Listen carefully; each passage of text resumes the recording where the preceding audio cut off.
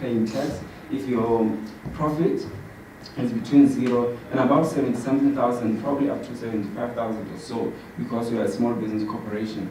And also compliance is important because you have to set up your governance structure in place, because everywhere you go, the first thing that people want to understand about your business is how your governance structure is structured and how your governance is in place, so that they see that there's a very legitimate business that they can trade with or they can do business with. And also for funding purposes, everywhere you're going to go and request for funding, obviously they're going to look for whether or not you've got all your compliance requirements in place. I remember recently we were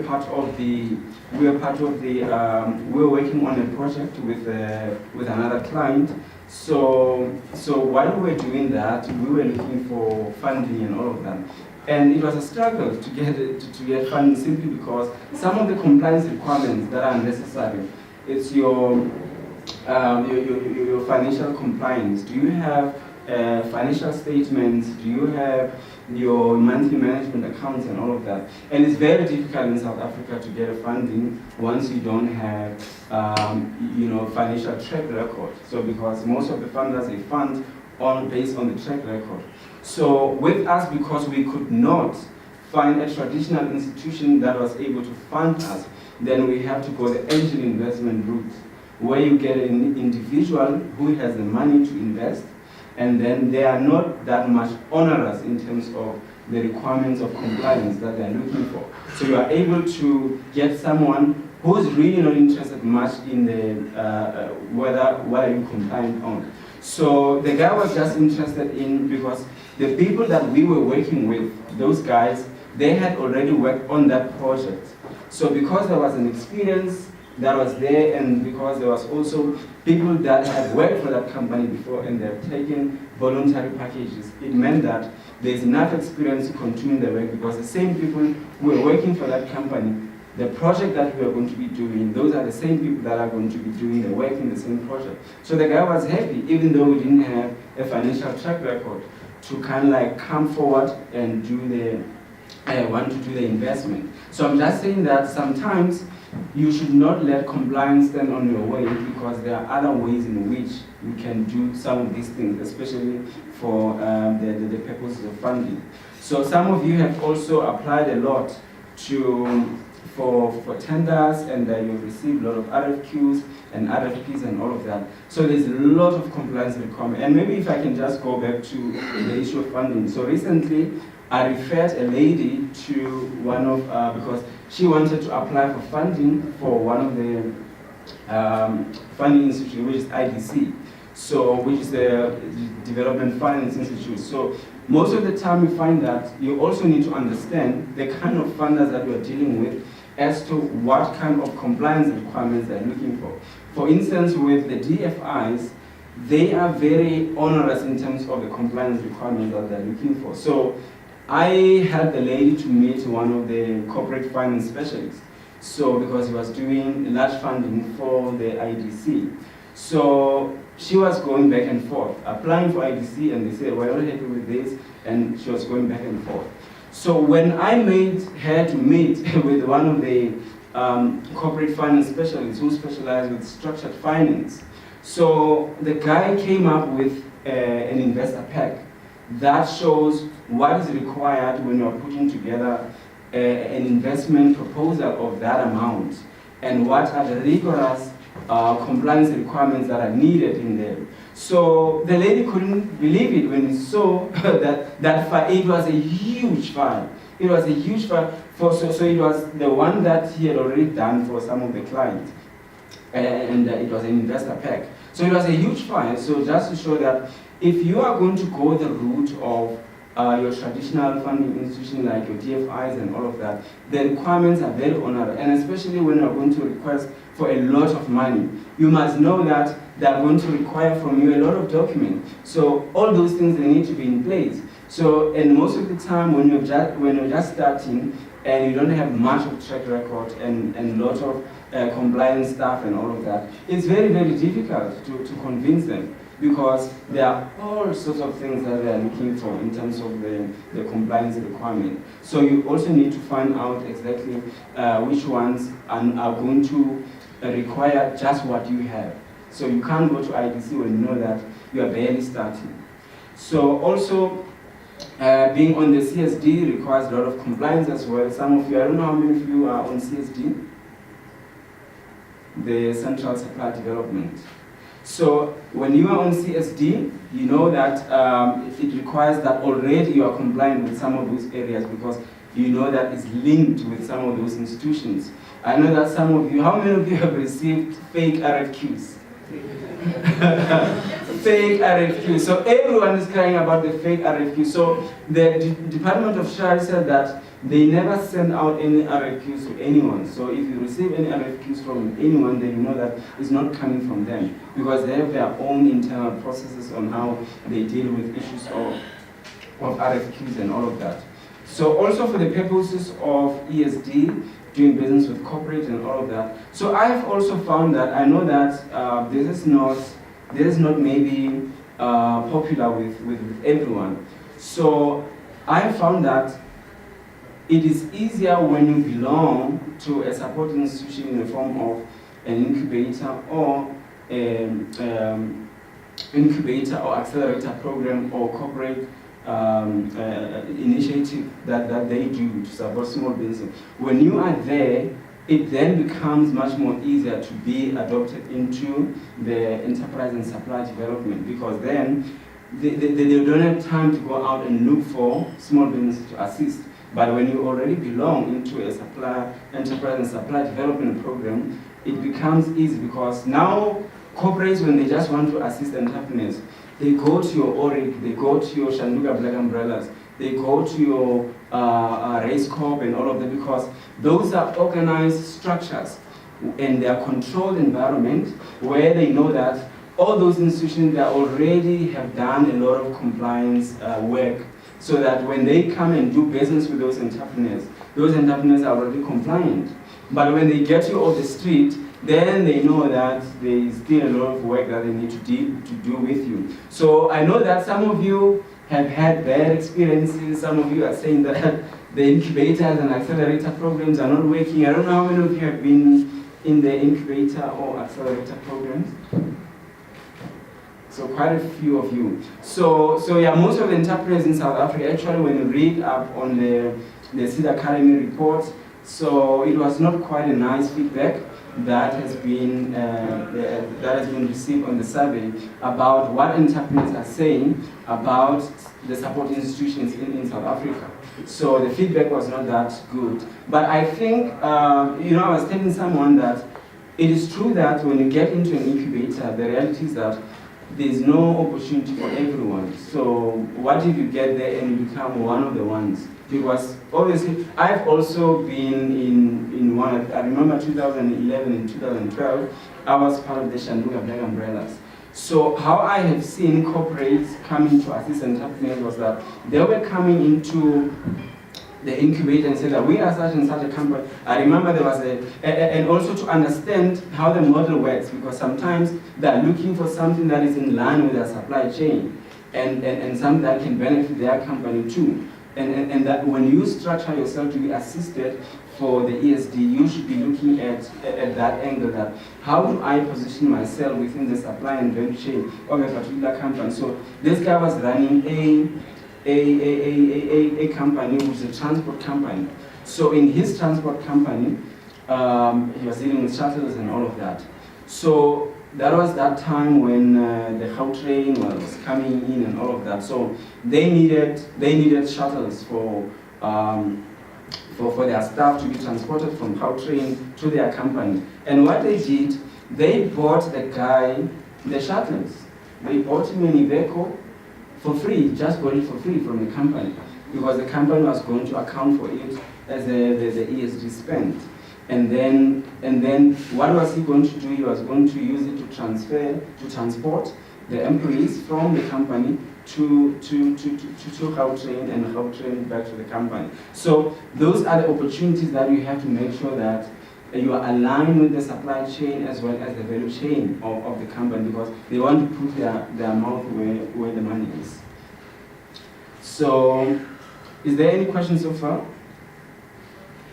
So, just on the as I said, that we want to also troubleshoot some of the challenges that you are having with your compliance issues.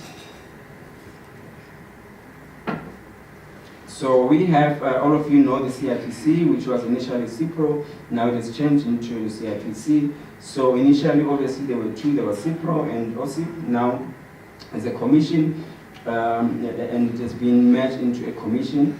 And just to go through some few aspects on the New Companies Act, just to show you what has come to light. So we were working on the old act, now we're working on the New Companies Act of 2008, so Act 71 of 2008.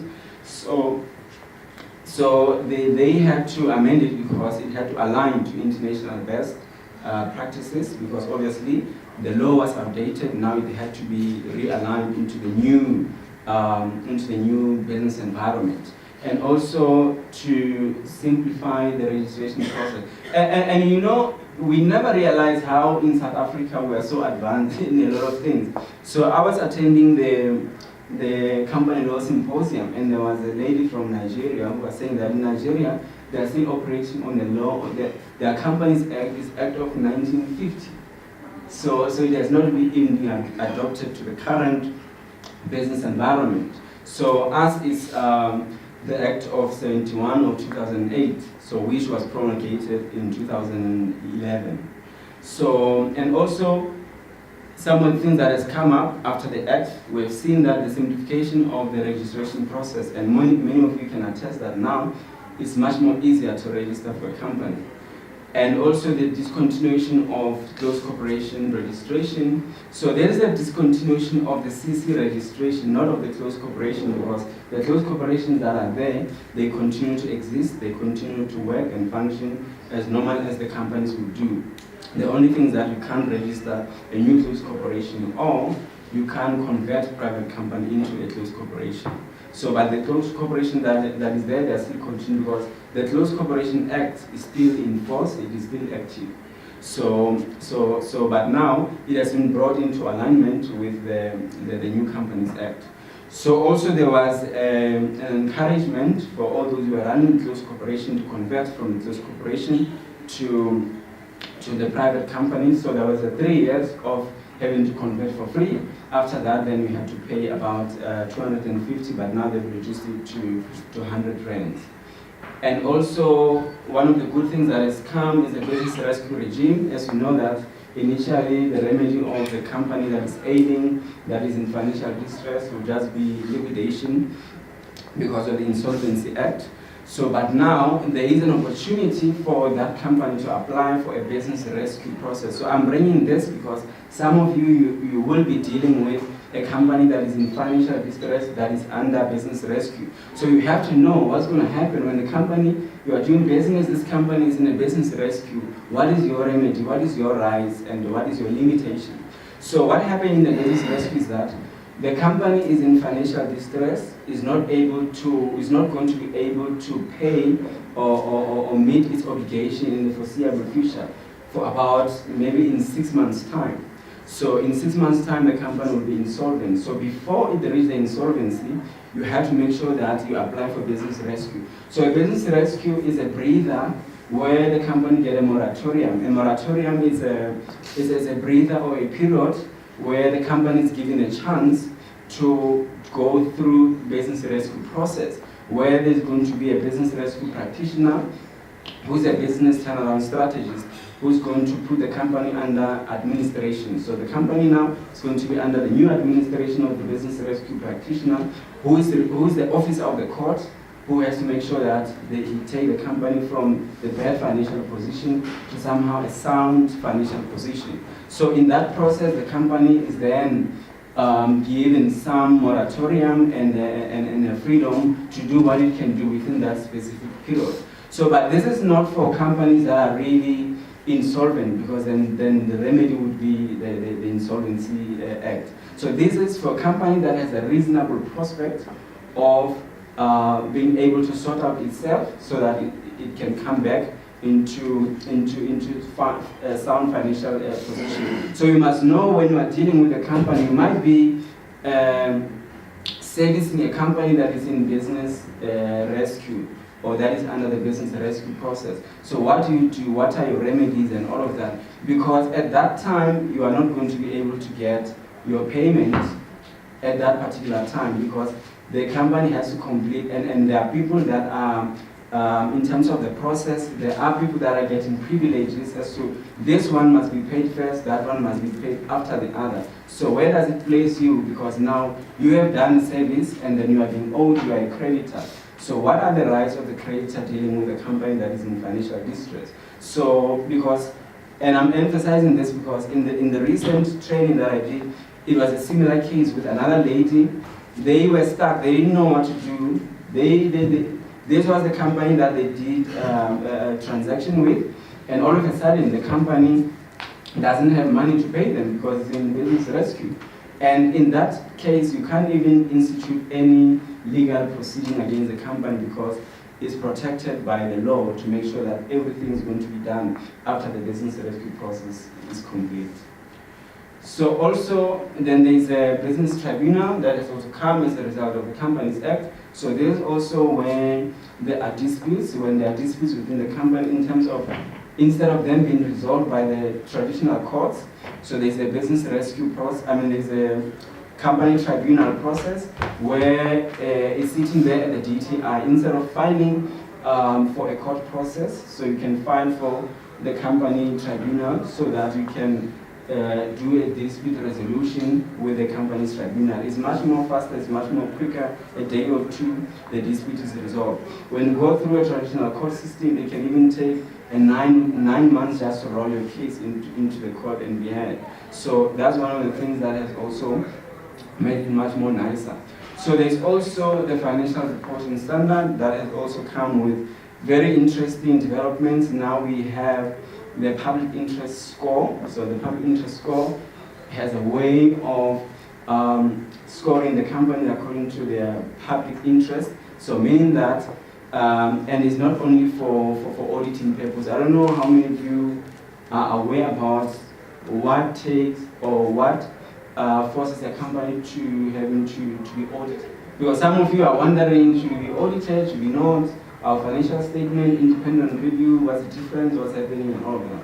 Okay, so what's happening is that some of the things that has come up with the financial reporting standards in the new Companies Act was a public interest score to categorize the companies according to the size and different stages of companies and all of that. And maybe I can just make it easy for you here. So what happens is that with a public interest score, there are different rankings that they do. So there's a less than, there's less than, let me do this. It's less than 100. There are companies that are less than 100 points, and the ones greater than 100 to 350, and the one greater than 350 points. So for companies that are below 100 points, then their public interest score. So these are the points for public interest score. So how they calculate the score is that for every, in terms of turnover,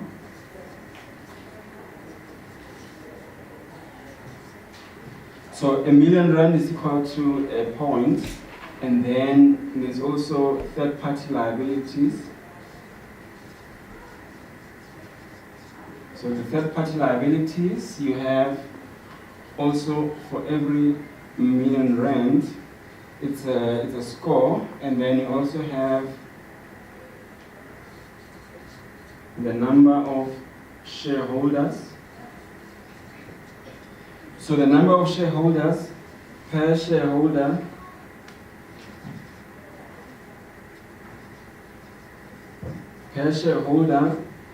is another score, and then you have you have employees. So for every employee is also 1 point. So all of these things is 1 point for the employees, 1 point for shareholders, 1 point for every million of the third-party liabilities, and 1 point for the turnover. So what they do is that they collate the total for all of this. So when it amounts to less than 100, then it means that that company is a small company, is not eligible for the is not eligible to be audited. So if you are less than 100, when we calculate the number of your employees, the number of shareholders, the number of per million rand, and the number of per million rand of the turnover, so that when we collate all of that and when we calculate all of that, if it gives us less than 100, then you are a small company that doesn't have to be audited. And then coming to the second stage, this is now the stage of between 100 and 350. So here, between 100 and 350, you are supposed to do the independent review. So the independent review is just to take the financial statement and just take them to an independent person who will just give an opinion to say that the financial statement, they meet all the standards and accounting standards and everything, and they are okay. So from here, so you need an independent review. So, but if you have prepared the financial statement internally, so you can't qualify for independent review when you get here. So you go straight for a full audit. So, but from above 350 points, then those companies, they have to go for a full audit. So they have to be audited, and it has to be a kind of a fully blown audit. So this is how it works in terms of which companies have to be audited and which company doesn't have to be audited. Yeah? Basically, mine, I just need an advice for guidance. In my case, we have an NPO, but now for sustainability sake, we just want to incorporate perhaps a company that will be able to generate profit so that we can sustain the organization. So I just need an advice, what type of an entity as perhaps a subsidiary company that we can incorporate with the NPO so that we can be able to make profit. Okay, nowadays it has been understood that NPOs and NPCs, they need to have trading activities in order for them to survive. Because it's not about them being fully donor dependent, because it's unsustainable. That model is not working. So, but to the extent that their trading activities are concerned, then that now go into the area of SARS, because with SARS they call them public benefit organization. So SARS will look at the public benefit activities that we regard this company as a PBO because it has those public benefit objectives. So, but in terms of the tax treatment, that's when they will decide that do we exempt this company or we don't exempt it. So from your side, what you can do is that you can run a non-profit organization or NPC or whatever and look for, you can incorporate trading activities that makes money. It shouldn't be the core business of what the NPC is all about, because trading activities are fundraising mechanisms. They are not the core business of the organization. So you can't sell, and selling is the main thing. So the social objective has to be the main thing, but you are selling something in order to raise funding to fund the social objective. Okay, let me run away from the non-profit. You will come back to me because I'm pressed for time. I'm still on NPC. I'm concluding. There's often a suffix, which it's often what? A suffix. Okay. Which is what you call after an NPC, we have what you call ring-fenced, RF. What does that mean? So the ring-fence provision is for the memorandum. So you find some memorandum of incorporation at the end at the end of the name is RF. So that means ring fence provision. So the ring fence provision means that the company, and it is not most of the times for profit companies. So it means that the company is ring fence for specific objective, or is ring fence for only a particular purpose. So those are special purpose companies. So meaning that it can be ring fenced to be only a company that manages the share scheme of the employees. So find that a big company will have a registered company on the site, which is an RF company. So that RF company is not for trading; it's just to manage the share scheme of the employee. So that company is ring fenced from trading. You can't trade with that company. So also that's something important to know, that when you come across a situation where the memorandum of incorporation is RF, then you know that there's something that you need to know about what are the limitations of that company, because it's ring fenced from other things. So you might be getting into a partnership or getting into a transaction with that company. If it's the memorandum say RF, then you have to know that that company is limited in terms of something, or it's for a special purpose. So also, I also find when entrepreneurs complete the whether RFQs or whether whatever forms that they are completing, they are struggling to understand the form codes, because some of the companies are still using the old form code.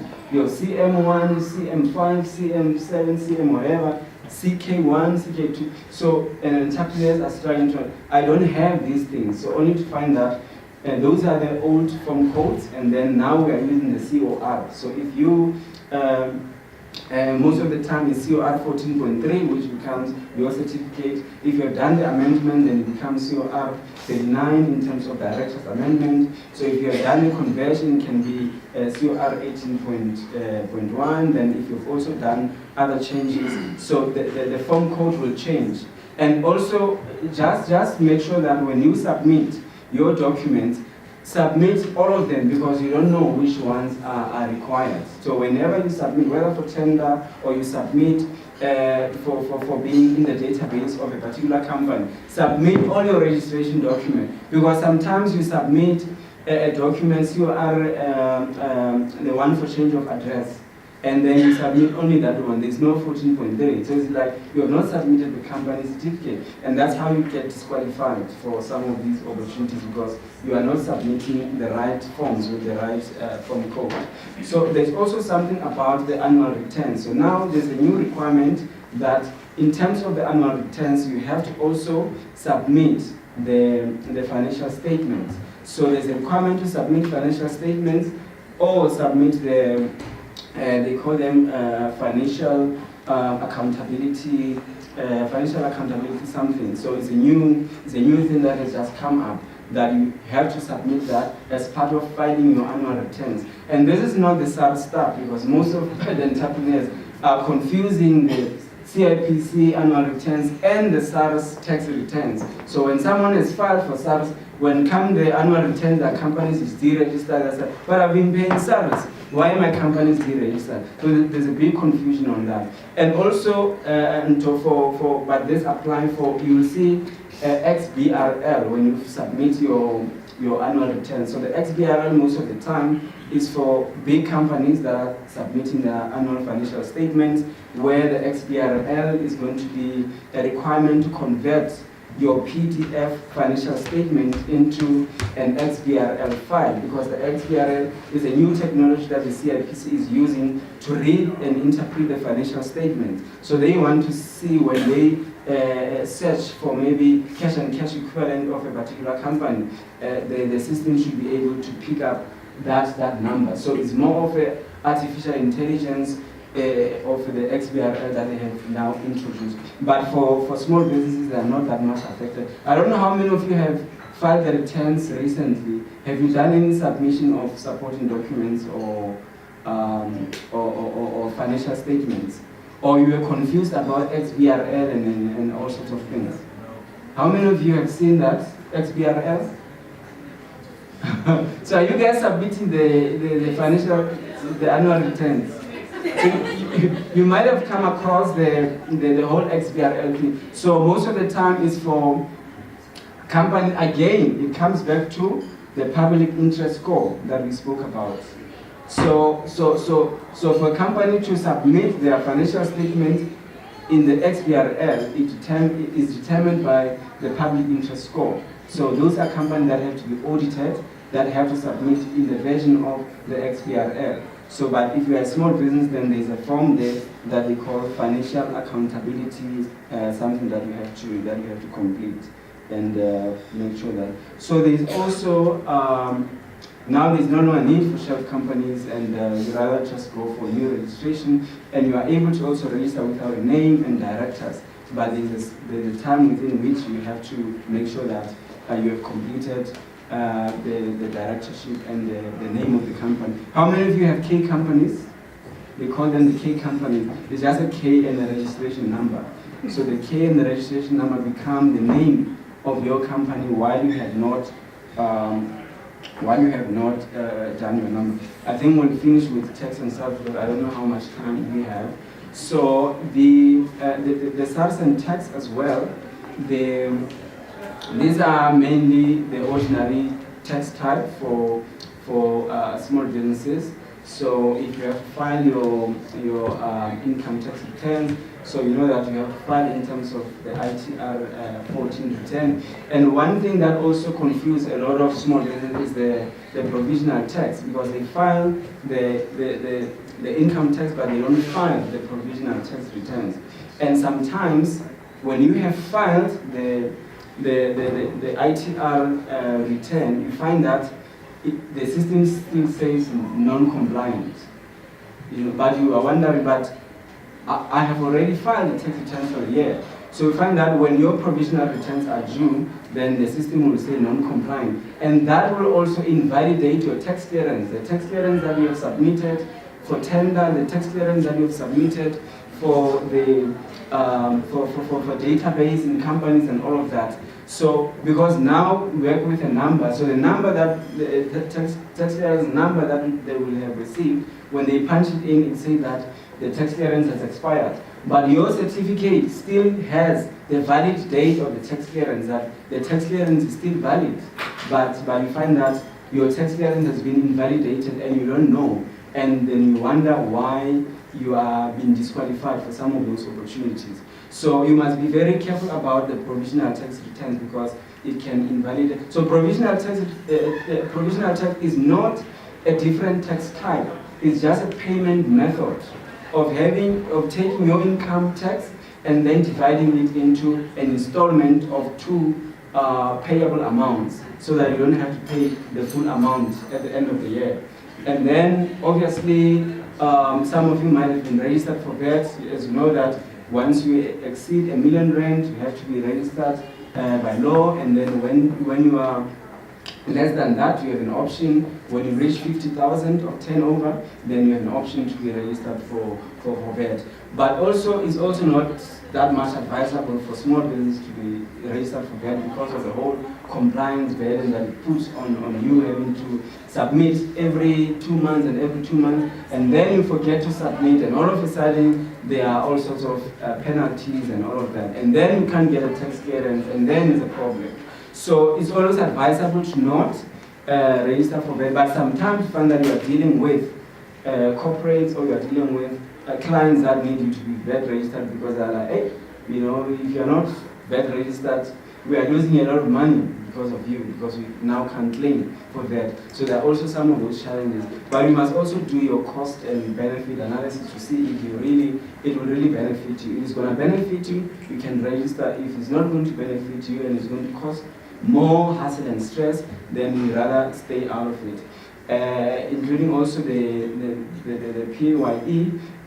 Obviously, it's a requirement to be registered as a company, so that you can then withhold employees' salaries and all of that. So, but if you are alone, sometimes SARS would advise that just not to register, and then file your individual tax on your individual capacity. And then the UIF as well, with the Department of Labor and all of that.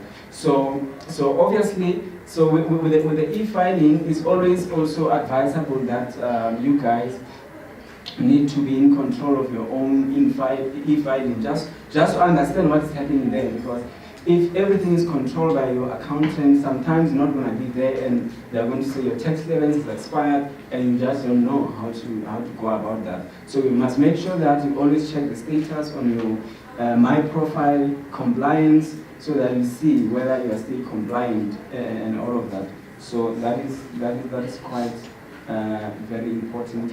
And also in terms of the BE compliance, there are still companies that are looking for the BE certificate, the one that is SANAS or IRBA accredited. So, but it's no longer much of the case, but sometimes you still come across such a situation. So now we know that we only have to do the BE affidavit. Initially, we would also need the EME letter and all of that the accountant will do for you, but now it's no longer a requirement, it's fallen off. At least you no longer have to pay either 250 or 300 just to get an EME. So once you have the affidavit, it's okay, it replaces all of that. So there's also CIPC certificate that most of the time you only get when you do the application while you're there at the CIPC.